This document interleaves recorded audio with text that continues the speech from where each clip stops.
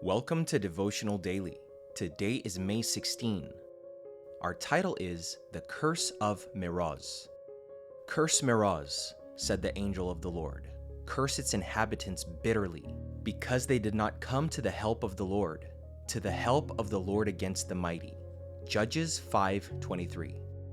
Today's title, besides being strange, might not make sense to you. The text is part of the biblical narrative of the Song of Deborah. Sisera, the Canaanite king, had organized a confederation against Israel at Tanakh by the waters of Megiddo. Meroz, a city of uncertain location, possibly on the border of Issachar and Naphtali, appears only here in the biblical narrative. The setting of the conflict is described in vivid colors in verse 20. From the heavens the stars fought against Sisera.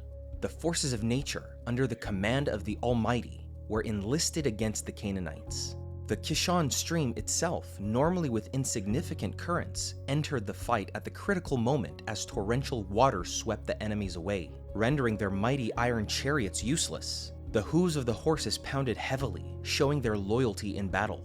But then, we find the chilling curse against Meroz, pronounced by the angel of the Lord.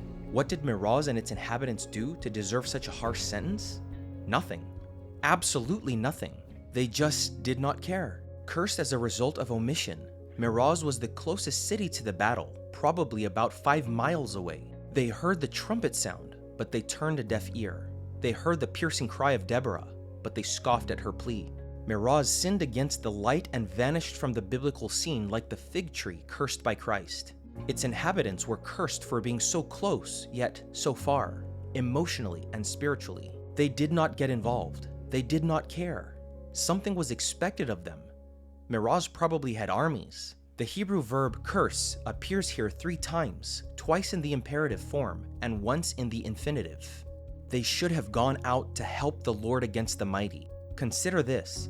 God had all natural resources on his side: the stars, the waters of Kishon, and the horses' hooves. Why did he need Meroz?